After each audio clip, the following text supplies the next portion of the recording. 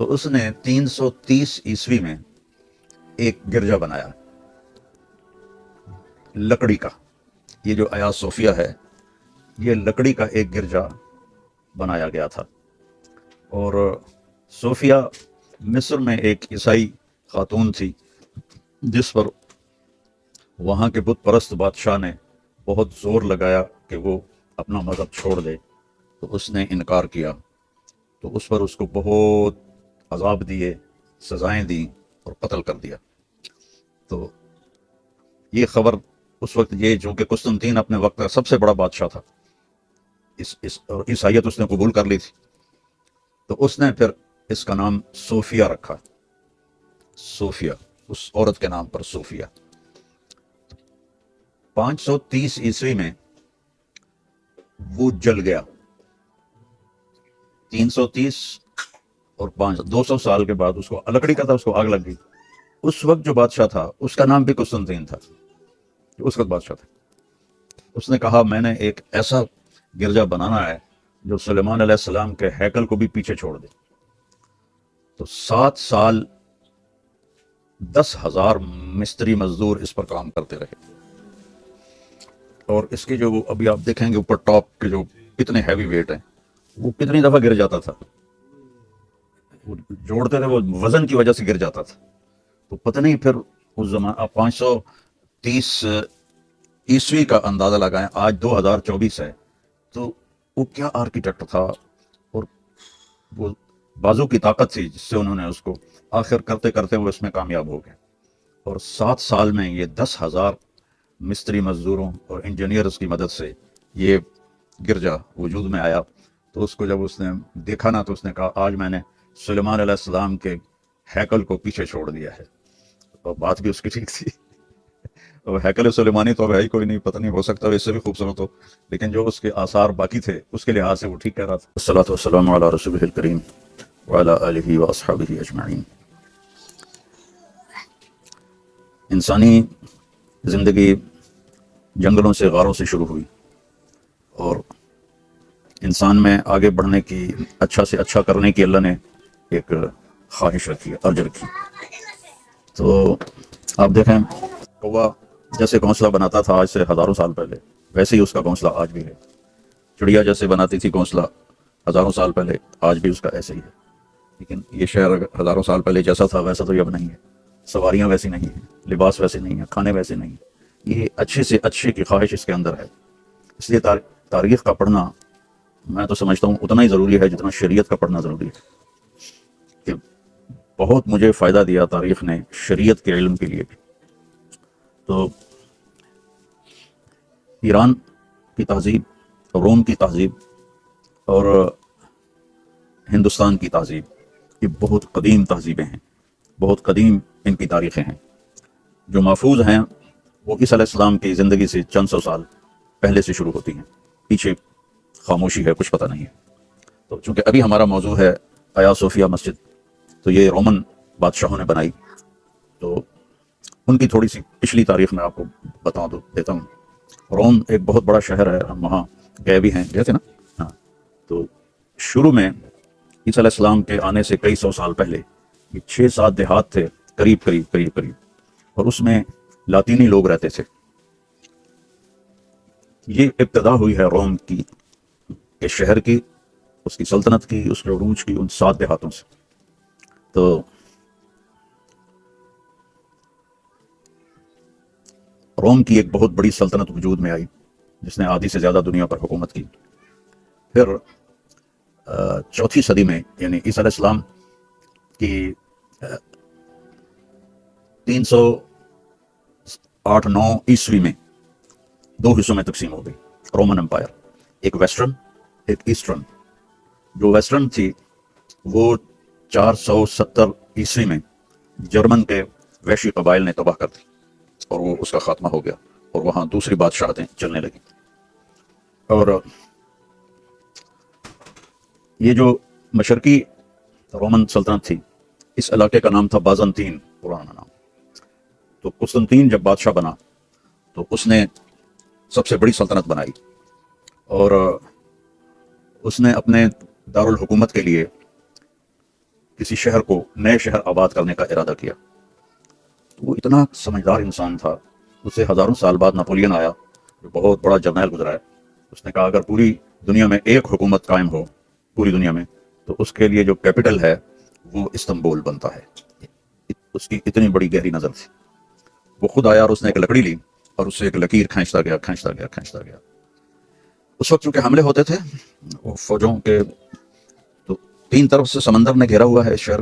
یہ سامنے والا استنبول تو بات کا بنا ہوا ہے، 3 طرف سے سمندر، وہاں سے حملہ نہیں ہو سکتا. اس وقت جو نیول جو تھی آرمی وہ بڑی کمزور تھی، کشتیاں تھیں. ایک طرف سے خشکی تھی جس کو آسانی سے کور کیا جا سکتا تھا. لہٰذا جس دن یہ شہر بنا اس دن سے لے کر اسے فتح کوئی نہیں کر سکا سوائے محمد فاتح کی. تو اس کے بعد اس نے عیسائی مذہب قبول کر لیا قسطنطین نے. اس نے اس کا نام رکھا نیا روم. اصل روم تو ادھر تھا، اس کا نام رکھا نیو روم، لیکن پھر بعد میں بدل کے اپنے نام پر قسطنطینیہ. یہ ہمارے ملک میں پڑھتے ہیں قسطنطنیہ، یہ ہے قسطنطینیہ. تو اس نے 330 عیسوی میں ایک گرجا بنایا لکڑی کا. یہ جو آیا صوفیہ ہے یہ لکڑی کا ایک گرجا بنایا گیا تھا. اور صوفیہ مصر میں ایک عیسائی خاتون تھی جس پر وہاں کے بت پرست بادشاہ نے بہت زور لگایا کہ وہ اپنا مذہب چھوڑ دے، تو اس نے انکار کیا. تو اس پر اس کو بہت عذاب دیے، سزائیں دی اور قتل کر دیا. تو یہ خبر اس وقت، یہ چونکہ قسطنطین اپنے وقت کا سب سے بڑا بادشاہ تھا، عیسائیت اس نے قبول کر لی تھی، تو اس نے پھر اس کا نام صوفیہ رکھا. صوفیہ، اس عورت کے نام پر صوفیہ. 530 عیسوی میں وہ جل گیا. 330 اور 200 سال کے بعد اس کو لکڑی کا تھا، اس کو آگ لگ گئی. اس وقت جو بادشاہ تھا اس کا نام بھی قسطنطین تھا، اس وقت بادشاہ تھا. اس نے کہا میں نے ایک ایسا گرجا بنانا ہے جو سلیمان علیہ السلام کے ہیکل کو بھی پیچھے چھوڑ دے. تو 7 سال 10,000 مستری مزدور اس پر کام کرتے رہے. اور اس کے جو ابھی آپ دیکھیں گے اوپر ٹاپ کے جو اتنے ہیوی ویٹ ہیں وہ کتنی دفعہ گر جاتا تھا، جوڑتے تھے وہ وزن کی وجہ سے گر جاتا تھا. تو پتہ نہیں پھر اس زمانہ، آپ 530 عیسوی کا اندازہ لگائیں، آج 2024 ہے، تو وہ کیا آرکیٹیکٹ تھا اور وہ بازو کی طاقت تھی جس سے انہوں نے اس کو آخر کرتے کرتے وہ اس میں کامیاب ہو گئے. اور 7 سال میں یہ 10,000 مستری مزدوروں اور انجینئرز کی مدد سے یہ گرجا وجود میں آیا. تو اس کو جب اس نے دیکھا نا تو اس نے کہا آج میں نے سلیمان علیہ السلام کے ہیکل کو پیچھے چھوڑ دیا ہے. اور بات بھی اس کی ٹھیک تھی. اور ہیکل سلیمانی تو ہے کوئی نہیں، پتہ نہیں، ہو سکتا ہے اس سے بھی خوبصورت ہو، لیکن جو اس کے آثار باقی تھے اس کے لحاظ سے وہ ٹھیک کہہ رہا تھا. تو 530 سے 537 میں کتنے کو انسانی آرکیٹیکٹ کی ترقی تھی کہ یہ چیز اور وہ نقش و نگار کس طرح انہوں نے بنائے. آپ دیکھو گے تو پھر آپ کو 530 کی طاقت کا پتہ چلے گا. اس وقت یہاں کون سے ایسے اسباب تھے. تو پھر یہ سب سے بڑا عیسائیت کا گڑھ بن گیا. عیسائیت کا ویسے تو گڑھ تھا فلسطین، جہاں عیسیٰ علیہ السلام تشریف لائے، اور جہاں سے ہمارے نزدیک تو ان کو اٹھا لیا گیا، ان کے نزدیک پھانسی ہو گئی. تو لیکن اس کے بعد اس کی جو طاقت تھی نا وہ 2 جگہ تقسیم ہو گئی. ایک روم، وہاں کی جو مغربی سلطنت تھی رومن، اس کے بعد جو آئے جرمن قبائل وہ بھی عیسائی تھے. تو روم، پاپائے روم، اور یہ پاپائے استنبول، یہ اس سے بڑا تھا کیونکہ یہ طاقتور تھے. تو 330 میں یہ 311 میں شہر مکمل نہیں ہوا، اس قابل ہو گیا کہ اس میں رہا جا سکے. ابھی ادھوری عمارتیں تھیں. تو قسطنطین نے جشن منایا اور اس میں اس نے لکڑی کے گرجے کی بنیاد رکھی. تو وہ تو ایک عارضی سا تھا. تو مکمل اس کے بیٹے استنبول نے کیا. تو پہلے اس کا نام قسطنطینیہ ہی چلتا تھا، پھر جب عثمانی آئے تو انہوں نے اس کا نام استنبول کر دیا اس کے بیٹے کے نام پر، اور اس کا نام ویسے مٹانے کے لیے. تو 311 سے لے کر 1453 تک کوئی اس کو فتح نہیں کر سکا. اور مسلمانوں سے پہلے کسرا نے، جو ایران کا بادشاہ تھا، اس نے پوری، وہ دنیا کا اس وقت سب سے بڑا بادشاہ تھا، اس نے پوری طاقت اپنے یہاں لا کے کھڑی کر دی اس سمندر کے پار کہ میں نے اس کو فتح کرنا ہے، نہیں کر سکا. اور اس کی قدرتی رکاوٹ یہ سمندر تھا. اور انہوں نے ایک بہت بڑی لوہے کی زنجیر تھی جو چونکہ ایک جگہ بالکل سمندر تنگ ہو جاتا ہے وہاں لگائی ہوئی تھی. تو اس طرف سے کوئی بحری جہاز آگے جا نہیں سکتے تھے. تو 1453 میں 1450 میں محمد فاتح بادشاہ بنا، 21 سال کی عمر تھی اس کی اس وقت. یہ تو خیر بعد میں پھر اس کی تاریخ بتاؤں گا. تو اس نے اپنے بشارت دی تھی کہ پہلا لشکر جو روم کے اس کے کیسر کے شہر پہ حملہ کرے گا وہ جنتی ہوگا، بخشا جائے گا، اور جو اسے فتح کرے گا اس کے لیے جنت واجب ہو جائے گی. تو ہر دور میں اس پر حملے ہوتے رہے. جب مسلمان طاقتور ہو گئے ناکام رہے. معاویہ رضی اللہ عنہ کے دور میں بھی اس پر حملہ ہوا، اور اس کے بعد عمر بن عبدالعزیز کے دور میں بھی اس پر حملہ ہوا، اور اس کے بعد عثمانی ترکوں نے اس پر بڑے حملے کیے، کوئی کامیاب نہیں ہوا. تو محمد فاتح نے نصیب میں اللہ نے یہ لکھا تھا. تو جب اس کی عمر 24 سال کی ہوئی تو اس نے لشکر تیار کر لیا. 3 سال اس نے تیاری میں لگائے، اور سارے لشکر میں کوئی بے وضو نہ رہے. دیکھو تیاری کیسے ہو رہی، باقی سارا کچھ ہو، اور سب روزہ رکھیں، اور سب رات کو اللہ سے مانگیں. جنگ کی حالت میں تو روزہ بھی نہیں رکھتے، لیکن سارا لشکر اتنے جوش میں تھا اللہ کے نبی کی بشارت کی وجہ سے. دن میں روزہ رکھ رہے تھے، رات ساری اللہ کے سامنے روتے تھے اور تیاری کرتے تھے. اب جو سب سے عجب، آج تک تاریخ حیران ہے، مورخ حیران ہے. محمد فاتح کو اللہ نے ترکیب سجائی کہ سمندر کی طرف سے حملہ کرے. تو کیسے حملہ کریں؟ سامنے پہاڑ تھے، اور سمندر کے راستے سے جائیں تو آگے ان کی وہ زنجیریں تھیں، ان کو پار کرنا ممکن نہیں تھا. تو اس نے پہاڑوں کے اوپر چربی لگوانی شروع کی. کہاں سے اتنی چربی اکٹھی کی کچھ پتہ نہیں. سارے پہاڑ کے اوپر اور چربی لگا دی، اور پھر جہازوں کو رسے ڈال کے ان کے اوپر کھینچ کے ہو گیا نا، گریس ہو گئی. تو اس کے اوپر بحری جہازوں کو کتنے ہزاروں لاکھوں لوگوں نے کھینچا، اور کھینچ کر ان کو چوٹی پر پہنچایا، اور پھر وہاں سے نیچے سمندر میں ڈالا. جب صبح ہوئی تو استنبول والوں نے دیکھا کہ پورا بحری بیڑا سمندر میں آ چکا ہے. تو اس طرف وہ جو قلعے کی دیوار تھی وہ بھی کمزور تھی، اور اتنا کوئی انہوں نے حفاظتی نظام بھی نہیں بنایا ہوا تھا. تو سب کے ہوش اڑ گئے کہ یہ کیا ہوا، یہ کیسے ہوا. یہ دنیا کی تاریخ کا پہلا اور آخری واقعہ ہے. آج تک ایسا نہیں ہوا. اتنے بڑے لشکر کو، 2 لاکھ کا لشکر تھا، ان کو بحری جہازوں میں بٹھا کر کھینچ کر اوپر لے گئے پہاڑ. پہلے پہاڑوں کو ہموار کیا پتھر توڑ توڑ کے، پھر ان پر گریس لگائی چربی کی، جانوروں کی چربی، پتہ نہیں اور کس چیز کی چربی اللہ جانے. پھر نیچے چربی لگائی، اور راتوں رات انہوں نے جہاز اوپر چڑھائے، اور اگلے دن سمندر کے اندر. اس کو دیکھتے ہی اندازہ ہو گیا رومیوں کو کہ ہاتھ سے گیا.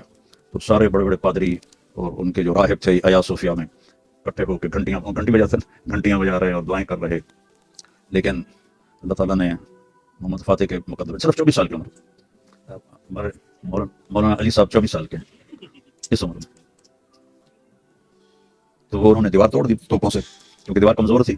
اس طرف انہوں نے دیواریں 3 دیواریں بنائی ہوئی تھیں، اور ہر دیوار کے ایک اور دوسری دیوار کے درمیان لمبے پانی کے تالاب تھے، گہرے اور لمبے، جن کو کراس کرنا ہوتا تھا تو وہ پل بچھا دیتے تھے ہینگنگ، اور پھر اٹھا لیتے تھے جب انہوں نے خود نکلنا تھا. تو اس وقت جو بادشاہ تھا اس کا نام بھی قسطنطین تھا. قسطنطین سے شروع ہوا. 11 مئی کو اس نے خط کھینچا منگل کے دن، اور 29 مئی بدھ کے دن 1453 کو اسلامی فوجیں استنبول میں داخل ہو گئی. یہ سامنے ترکی، ایشیا کا ترکی، عثمانی سلطنت قائم تھی نا. ایشیا کا جو ترکی ہے اس سے آگے تک ان کی حکومت جا چکی تھی.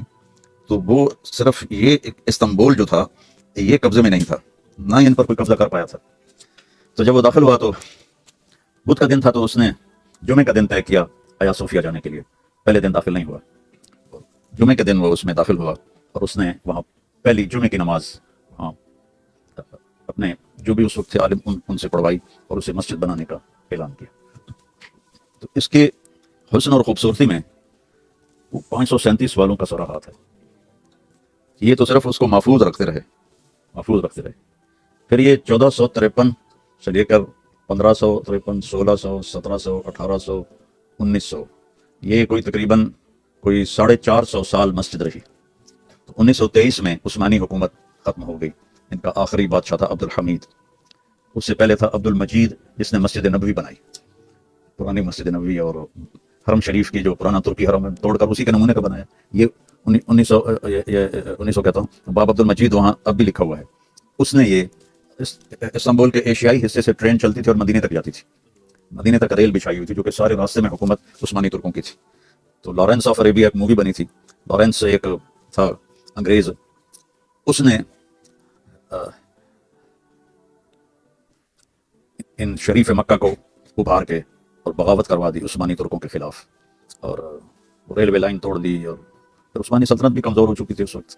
میرے استاد تھے عظیم صاحب رحمۃ اللہ علیہ، سینٹرل ماڈل اسکول، اور کچھ عرصہ میں نے ان سے ٹیوشن بھی پڑھی، تو وہ مجھے جانتے تھے میرا فلموں کا۔ کہنے لگے طارق تو نے لاورنس آف عربیہ دیکھی ہے؟ میں نے کہا سر ابھی تک تو نہیں دیکھی، ریکس سینما لاہور میں لگی ہوئی تھی وہ، کہنے لگے ضرور دیکھو۔ تو پھر میں اور گلاب علی ہم دونوں وہ مووی دیکھنے گئے۔ وہ انگلش فلمیں 1.5 گھنٹے کی ہوتی تھی، وہ 3 گھنٹے کی تھی۔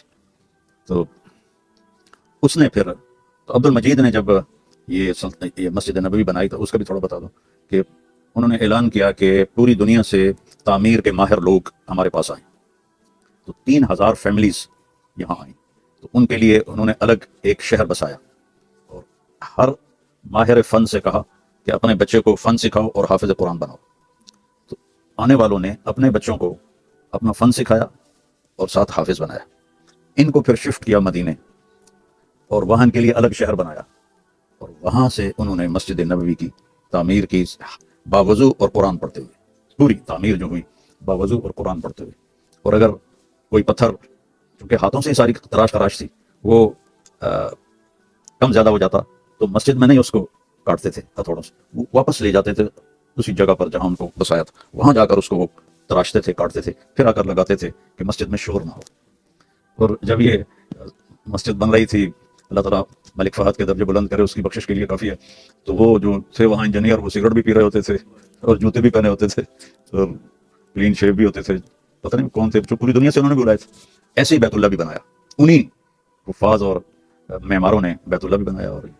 اور جب سلطان عبد المجید آیا تو دیکھ کر ہنسنے لگا کہ میں نے اتنے پیسے بھیجے تھے کہ مسجد نبوی تو سونے کی بنتی، اور اس زمانے میں بھی یہ 2 نمبری اتنی ہوئی مسجد نبوی کے بنانے میں بھی اور بیت اللہ کے بنانے میں بھی۔